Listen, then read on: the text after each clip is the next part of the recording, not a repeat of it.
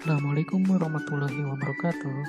Pada pertemuan hari ini, kita akan membahas tentang media sosial dan dampak penggunaannya. Di dalam materi ini, nanti kita akan membahas tentang jenis media sosial, dampak positif dan negatif penggunaan media sosial, penggunaan media sosial yang baik.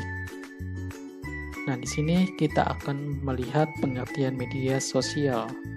Media sosial atau sosial media dapat didefinisikan sebagai saluran komunikasi kolektif yang dilakukan secara online dan memungkinkan penggunanya untuk berinteraksi, berbagi konten, dan berkolaborasi dalam komunitas.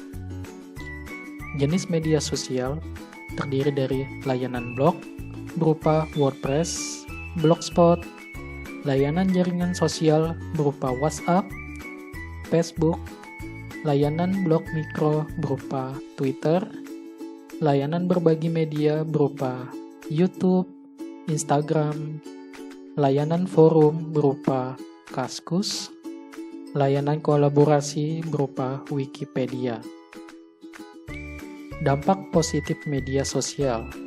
Media sosial dapat menghimpun keluarga, saudara, dan kerabat yang tersebar sebagai media penyebaran informasi yang up-to-date, memperluas jaringan pertemanan, sebagai sarana untuk mengembangkan keterampilan dan sosial, media pertukaran data, sebagai media promosi dalam bisnis. Dampak negatif media sosial. Susah bersosialisasi dengan orang sekitar di dunia nyata, tertinggal dan terlupakannya bahasa formal karena pengguna media sosial lebih sering menggunakan bahasa informal. Mengurangi kinerja karyawan, pelajar, maupun mahasiswa yang sedang melakukan pekerjaannya. Berkurangnya privasi pribadi, munculnya kejahatan di dunia maya atau yang dikenal dengan cybercrime, mudahnya penyebaran gambar-gambar atau video yang kurang baik seperti pornografi. Penggunaan media sosial yang baik.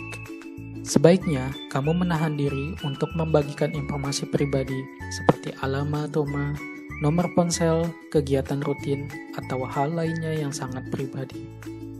Kamu harus memeriksa lagi teman-temanmu di media sosial dengan tidak berteman dengan orang yang tidak kamu kenal. Menjaga etika, jangan sembarangan mengancam, memeras, dan mencemarkan nama baik seseorang. Tidak menyebarkan berita bohong atau hoax dan tidak menyebarkan konten yang mengandung sara, suku, agama, ras, dan antar golongan. Jika akan mengunggah suatu konten, jangan lupa cantumkan sumbernya. Gunakan media sosial sebagai sarana pengembangan diri.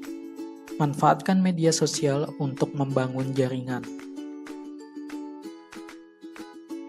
Dalam agama Islam memerintahkan kepada kita untuk tidak begitu saja mempercayai berita-berita yang kita terima, baik itu di dalam media sosial ataupun di lingkungan sekitar kita. Karenanya, agama kita mengajarkan kepada kita sikap tabayun dalam menerima sebuah informasi. Hal ini tertuang dalam surat Al-Hujurat ayat 6 yang berbunyi, "Hai orang-orang yang beriman, jika datang kepadamu orang fasik membawa suatu berita, maka periksalah dengan teliti kebenarannya, agar kamu tidak menimpakan musibah kepada suatu kaum tanpa mengetahui keadaan yang menyebabkan kamu menyesal atas perbuatanmu itu." Kita harus bijak dalam menggunakan media sosial. Media sosial tersebut ibarat pisau bermata dua yang dapat bermanfaat untuk kebutuhan manusia, tetapi juga dapat melukai orang lain atau bahkan diri sendiri.